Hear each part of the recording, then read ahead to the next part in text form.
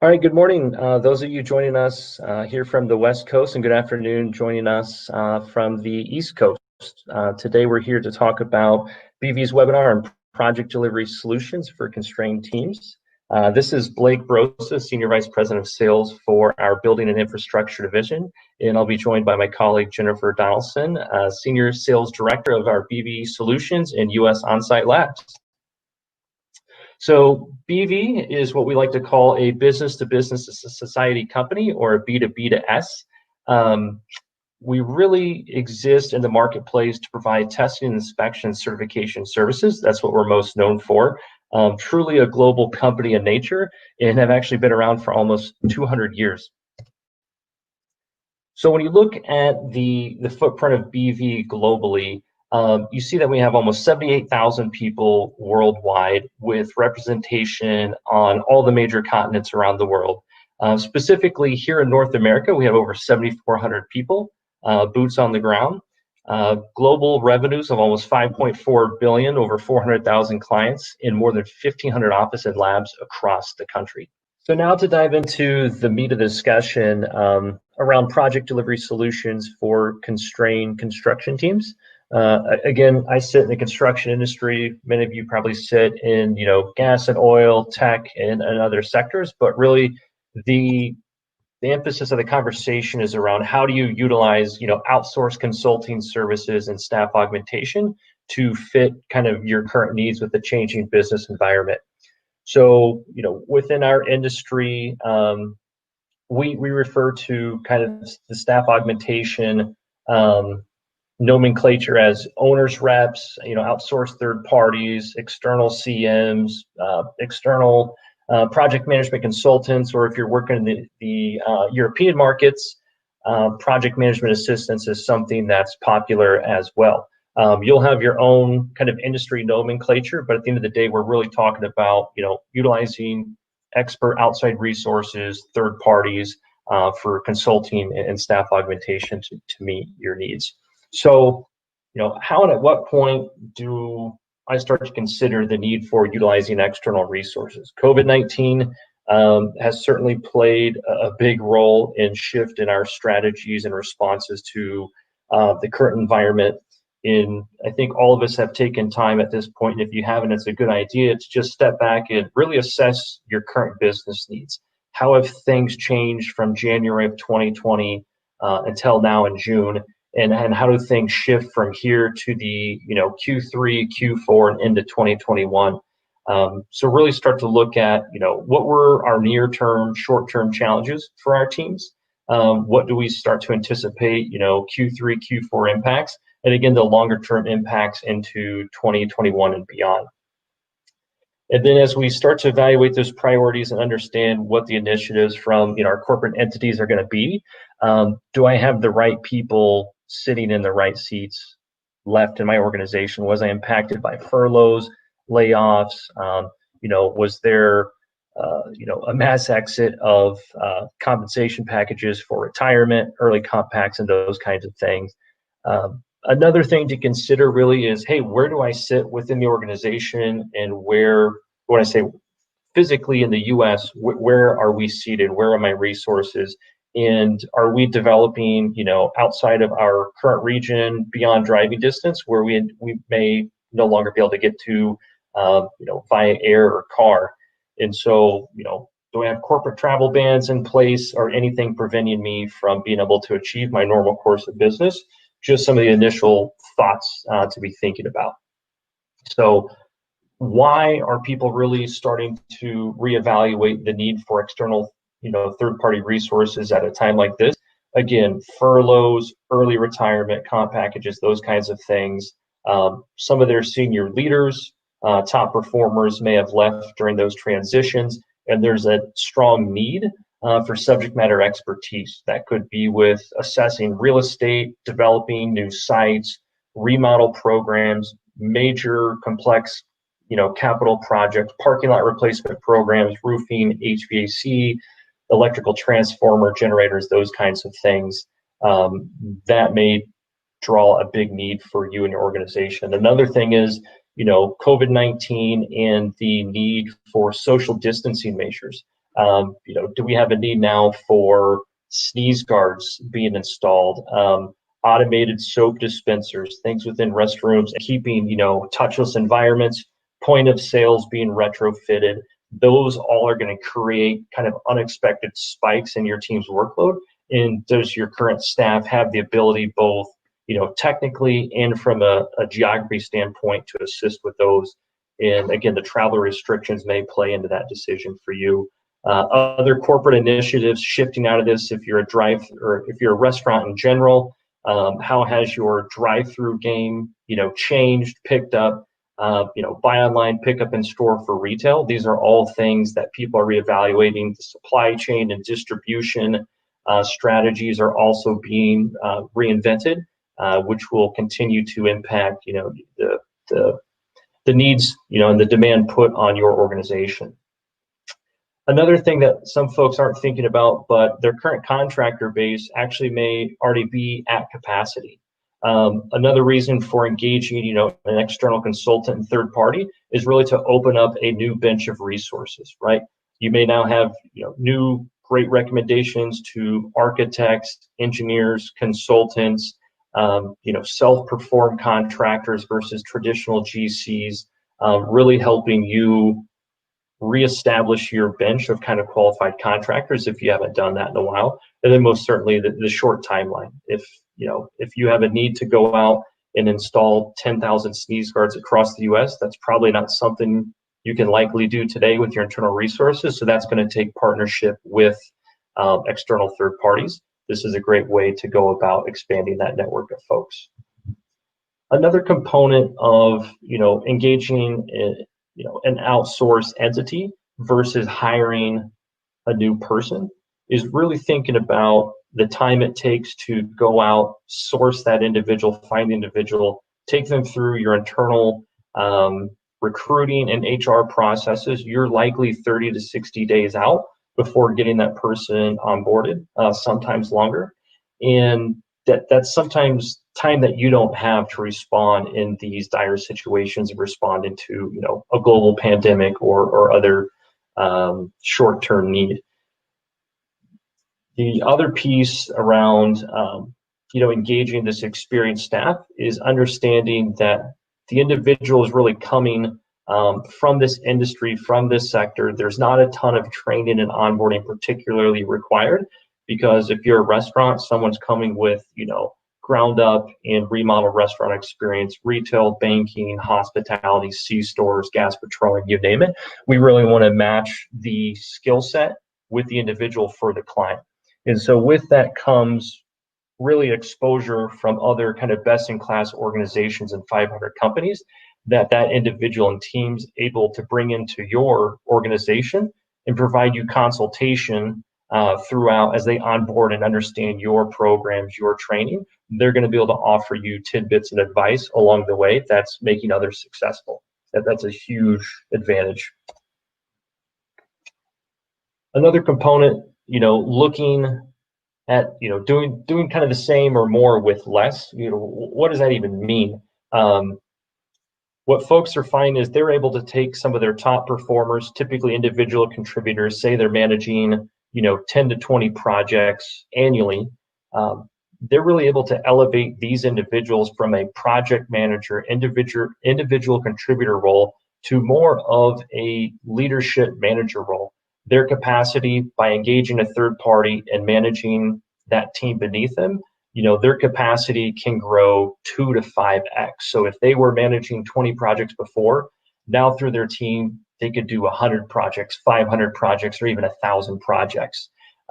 That's excellent leadership opportunity for that individual, internal career growth, and an opportunity really for them to manage a team. The other aspect that this allows is for those individuals that were often kind of road warriors, it benefits them in a little bit more time in the office, a little bit more time in the home environment, both key wins. But when you look at the time, in the office, really being able to refocus and strategize on key priorities versus maybe traveling, 50 to 80% of the time the way they were before. So a couple key attributes there when engaging that external team to help support your key individuals. So some of you have been doing this for many years, others this may be completely new and foreign, but why and how does this work? For over 30 years, we've been doing this specifically within our building assessment and project management division. And one of the key aspects is designating a single point of contact accountable for your internal staff to the external staff relationship. And so that can look in the form of a program manager, a senior project manager, whatever you call it, but that single conduit, that way, the person on your team or you aren't really tasked with managing all 10 of those relationships and deliverables and managing the execution through those 10 individuals. You're managing a one-on-one relationship with that senior point of contact. You're managing expectations, you're reviewing reports, and you are allowing that individual to really digest what's taking place in the field and bubbling the so what's up to you, allowing you again to focus on higher priority and higher strategic items. So that, senior program manager, senior PM is really going to enhance the consistency and training and onboarding of the, in the field staff, of whether you need 5 at one point and you need to ramp that up to 50. They are really that buffer in helping, stay proactive and understanding your need and getting those people onboarded in a consistent, systemic way that meets your client's expectation, and your client being your in the field operations teams, your corporate partners, and again, the store operations partners that you serve. So for a lot of people, been there, done that. For others, this may be the first time you're exploring, but hey, how do we financially contract this engagement? What are the different models that we see deployed? The first option that we really see most commonly is a monthly embedded fee for an individual. So that will be X, $1,000 per month for that person to be embedded on your program. And that can be for 1 people, 10 people, or 100 people. And then certainly have the option to scale that back if it's a short duration program or project. Maybe it's only a weekly fee, or maybe you only need one-off site visit assistance, right, to go out and inspect locations because your team cannot travel due to corporate travel bans, or maybe they're just not comfortable traveling, and this is a new way of working in really engaging different services to get the same things done. The second option is around per project fees across a portfolio of sites. So you will get a lump sum fixed fee for the services that you need from a project management perspective on that individual site. Those program management dollars then can be capitalized against the cost of the project. So across your portfolio of sites, if you're doing 10 sites and your PM fee is $10,000 a site, you have a lump sum fixed fee across that entire site of $100,000, and that you're not going to go above or below that for those services. So those are the 2 primary ways we see that taking place. Now we'll shift gears and just share a couple examples of where we've seen this deployed successfully. The first here is, most folks will know Target in the US, a little over 1,800 sites across the country, second largest retailer in the US, and certainly one of the essential retail businesses as we've navigated the unique ways of COVID. So they are still continuing their real estate strategy and initiatives of growth. And through that, they deploy kind of a pre-acquisition process. Traditionally, that has been an 8 to 10 person team, ranging from corporate real estate to construction to A&E team members, plus external architects, engineers, and specialty consultants. So they would be taking 10 to 12 people descending upon what could be strategic acquisition or leases. And when you bring a party of 12 people, a lot of times that blows your cover. Somebody forgets to cover up their clipboard, and all of a sudden they know a major retailer is interested in that real estate. A lot of times your negotiating leverage can go out the window. And we were able to come in and basically replace all of those parties and bring 2 people on site to be more covert in the operation, to create that single point of contact for the construction project manager and real estate partner managing this process. Instead of having, a different project team descend upon every site in the prior model, they now have a consistent group of consultants going to every site, improving their consistency of deliverables overall, and most importantly, being able to descend on these sites typically within a 10 to 15 business day turnaround.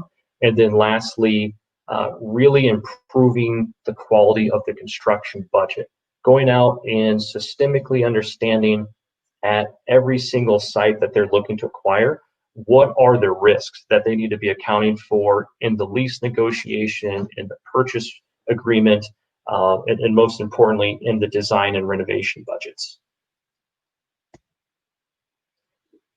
So the second and kind of final case study I'll share here, ChickfilA, again, a lot of folks familiar with them as a quick serve restaurant, nearly 2,000 locations across the US, and has significant growth trajectory. And so with their customer base, at many times they'll see a demand of 20 plus cars lined up in their drive-throughs. And so this has forced them to reevaluate their drive-through strategy to go to dual drive-through lanes, install canopies to provide protection for their employees that are out there taking orders in advance of even reaching the order point and points of sale.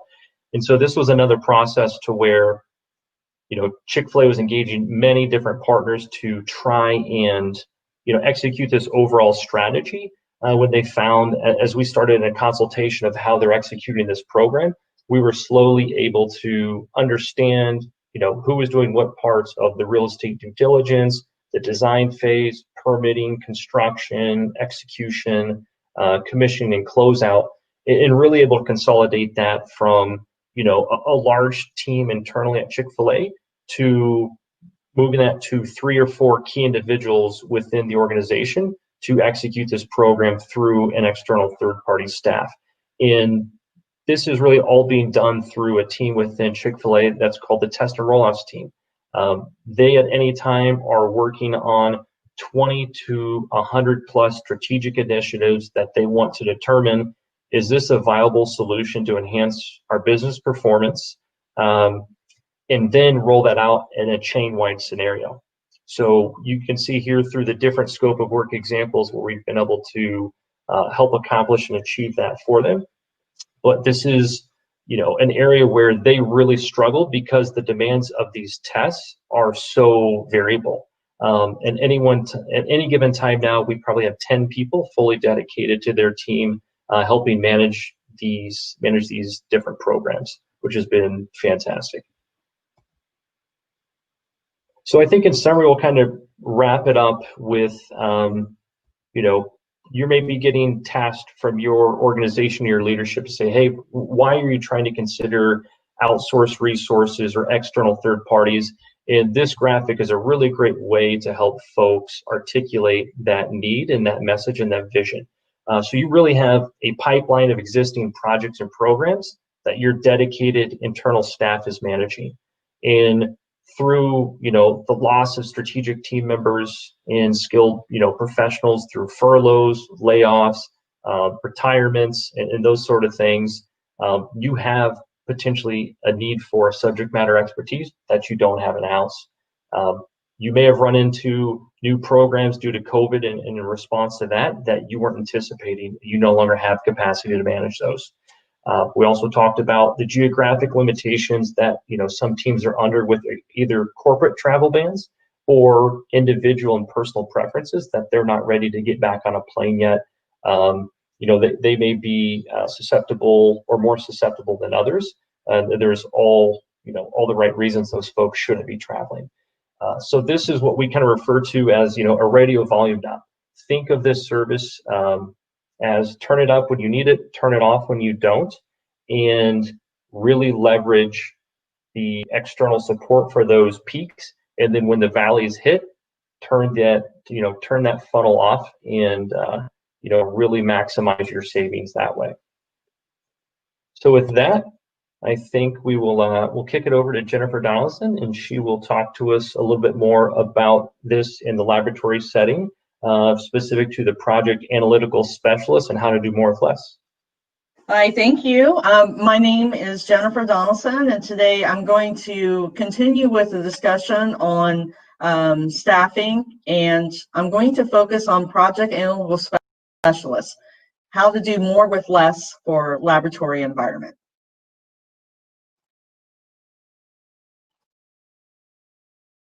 So every laboratory manager, it doesn't matter what industry you're in, what market you're covering, whether you're R&D or you're a production facility, has similar concerns. One is keeping up with the latest technology and standards, keeping up with changing client needs, both internal and external. Again, whether you're R&D or your production, your internal client is the group that you're supporting, and your external client, of course, is your customers. And then having enough staff to complete daily tasks, let alone any additional projects that might come down the line. Looking at new technologies, new instrumentation, new methodologies, that all takes time and resources, and sometimes it's difficult to free anyone up to do that in your lab. And then also periods of fluctuating testing requirements, so where you have a need for that additional support, but you're not able to bring in long-term headcount. But again, it doesn't change the fact that you still need to get that project done. And then certainly coverage for unexpected absences.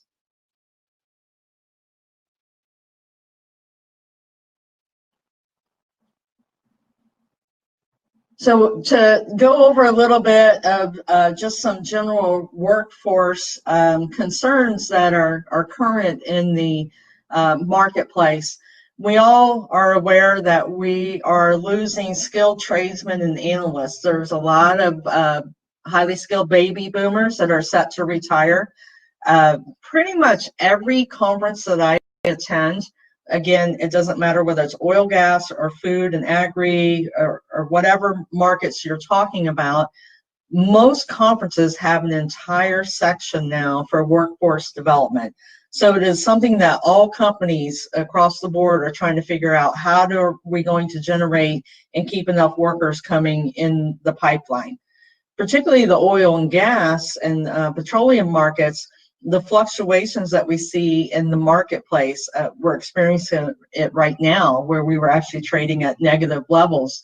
It leads a lot of the highly skilled workforce, particularly those in the STEM career paths, to shy away from that industry, even when the market is booming.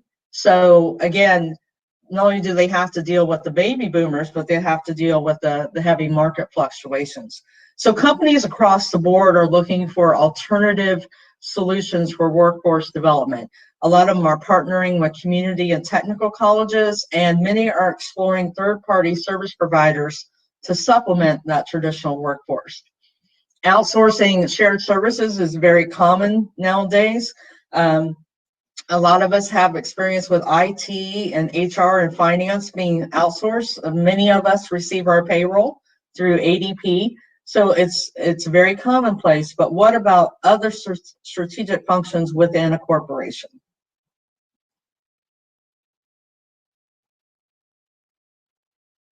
Some additional market context and how things are operating in the United States. So most of us that are in the laboratory environment, we're very well aware that we have been pressured for OpEx reduction. So it's always, again, do more with less. There's a couple ways that you can decrease your reduction, your OpEx. One is to reduce the amount of testing that you're doing, and the second is to reduce the headcount.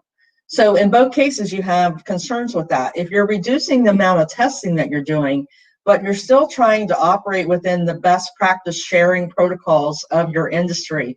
Again, whether it's ASTM or AOCS, AOAC, whatever organization you're in, a lot of that involves the interlaboratory studies where you're sharing samples and you're looking at the proficiency of the testing.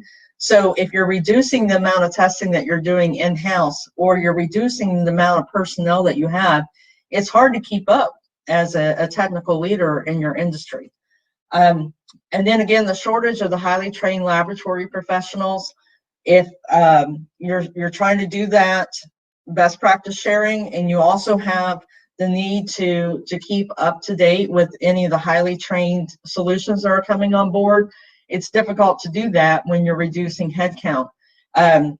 What we do when we reduce headcount is we try to look at bringing on more automated, more sophisticated instrumentation in the laboratory. That's fine until something happens and you're trying to determine, is it the instrument that has something going on, or is it my sample that has something going on? So you need that skilled analyst to take a look at that. So even automation can't answer all the concerns that we have for needing that skilled workforce. So the question for laboratory, whether it's research or operations support managers, is how to do more with less. So utilization of third-party service provider can help a customer do three things. It can help minimize risk by the testing that is able to occur. The third-party service provider that is providing laboratory services, that is their core business. So for a lot of clients, a lot of lab managers, as a former lab manager, we're seen as a strategic function within the organization, but not core. So utilizing a third-party provider that their primary business is laboratory management, it helps minimize the risk of having to reduce OpEx expenditures in the laboratory. And by doing that, you're also able to improve performance. The testing that a third-party service provider provides, again, keeps you up to date with the latest standards. It keeps you up to date with the latest technology that's coming out, and should improve your performance overall by, again, knowing that, yes, there's an issue with your product versus an issue with your instrumentation or your testing protocol. And then finally, certifying compliance. As we're looking at those industry standards, the new protocols and methodology and requirements that are coming down the line, a third-party service provider can help a laboratory certify that they are following the latest standards requirements. So there's a couple ways of doing it. One is a temporary personnel placement. For instance, a project analytical specialist, where you are bringing in someone that is skilled and fully trained laboratory personnel that would be trained on a standard test method, or if it's a proprietary methodology on the particular instrument that they'll be looking at and running. So bringing someone in like that can help when you need to have additional personnel to complete projects. You're not able, again, to hire the additional headcount, and even maybe a long-term consultant might not be possible, but you still need extra hands on laboratory personnel. So bringing in a project analytical specialist is key there. And then again, if you're laboratory staffing, if you have a short-term absence that maybe it's coming, maybe it's unforeseen. Certainly if it's unforeseen, having the ability to bring someone that's fully trained that can start running, pretty much on day one is critical to continued operation.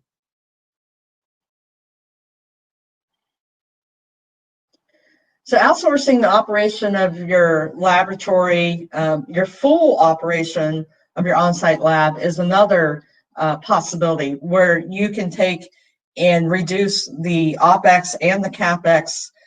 Certainly what you can do with that is you can combine the testing that's done on-site, anything that is required for support of your activity there, with samples that are sent to outside laboratory, their own laboratories for analysis. So it can help reduce OpEx and CapEx by reducing the amount of instrumentation needed and the amount of personnel needed.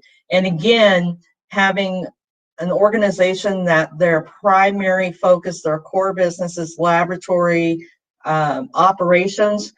You can help with everything from lab design, workflow optimization, the lab proficiency testing that we mentioned earlier, where you have to do the interlaboratory studies, and just the full management and operational support.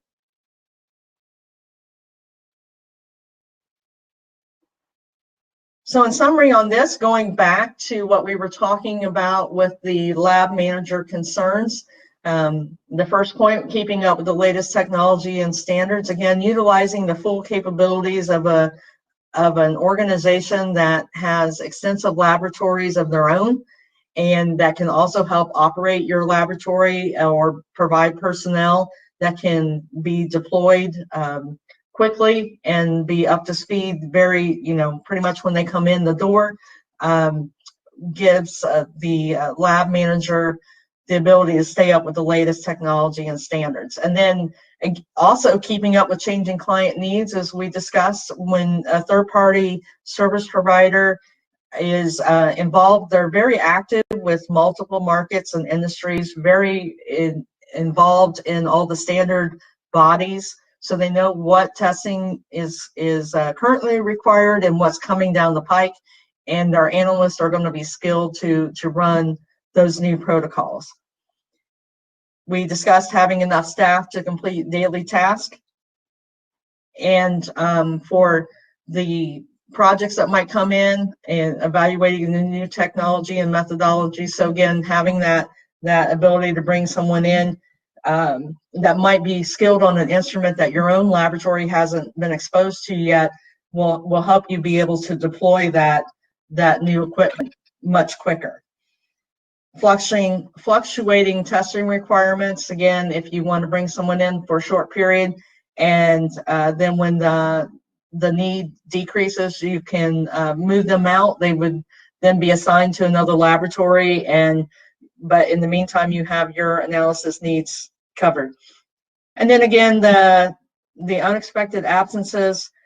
The key is uninterrupted coverage. So if you have an absence of someone that's going to be out of the lab for, say, 3 weeks, you certainly don't want to spend the entire 3 weeks trying to train the person that's coming in to help you keep up with what you need in the lab during that 3-week period. You need that person to be able to come in and start running samples right away. Okay. Case study for R&D project. A business challenge. A commercial R&D facility had sudden staff attrition.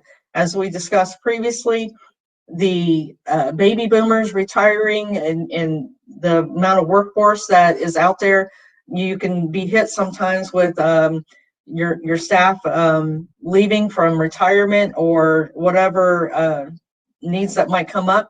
So we had a commercial R&D facility that had a sudden staff attrition. The scope of work was to provide support to cover lab needs until the replacement staff could be hired and trained. So executed 2 project specialists to the client site that provided them with a single point of contact for the people that were coming in to fill those positions. Certainly reduced their downtime and provided continuity of their research schedule, and was able to do that with the performance services that were provided. Certainly the support on the analytical bench and being able to run the analyses that they needed done, providing a value-added service.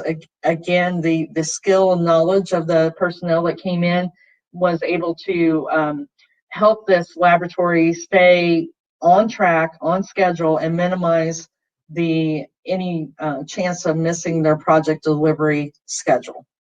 Okay, thank you, and we're happy to take any questions.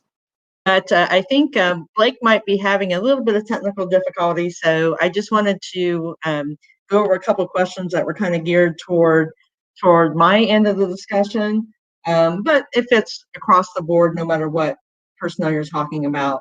One question was, how do you ensure your personnel are trained or skilled in the services I need? And how do you keep up with new skills and technology an employee assigned to my operation may need? As I discussed in the my part of the presentation. When you're a third-party provider in this case for the laboratory, but also in what Blake provides, the services that we provide across the board at Bureau Veritas, we specialize in that service. So laboratory operations are key. And with that, as I mentioned, we're in the forefront of all the technical meetings, the conferences. We're involved with the specifications that are coming in. We evaluate new instrumentation and technologies and actually give feedback on that technology to the instrument vendors before it's released to the laboratory market on the whole. And our tech team is very dedicated to that evaluation of the new instrumentation. So we are involved across the board with making sure that we're up to speed with everything that's going on, and then we adapt that to our laboratories. We set up vigorous training protocols. We make sure that our personnel are routed through whatever laboratory need is required. We try to anticipate all the client's needs so that depending on whatever the client would need at the time, we would have the personnel already trained and ready to go. The second question is, what happens if your personnel that you provide has an unexpected absence or needs to be out of the office? So one of the key things that I talked about was the ability that if you have an unexpected absence, that we could float someone in to cover for you. We can do the same thing if that person is our personnel. If typically if it's a 1 or 2 day absence, then we don't typically move someone in unless the requirement from the client requires it. But what we do is, if it's going to be over a couple days, then we'll float a different person in with similar training, similar skills. They'll be able to keep going as our own personnel is cycled out for their absence. Not sure if Blake is back on. I think he's still out. We appreciate everyone's attendance. There were some more questions, but since the presentation was focused on other areas as well, since Blake isn't able to be on, we'll leave those for our follow-up. We appreciate all of your time, and you will all receive a PDF of the presentation and a link for the recording of the presentation, the recording of our call. Thanks again. Have a great day, everyone. Stay safe. Take care.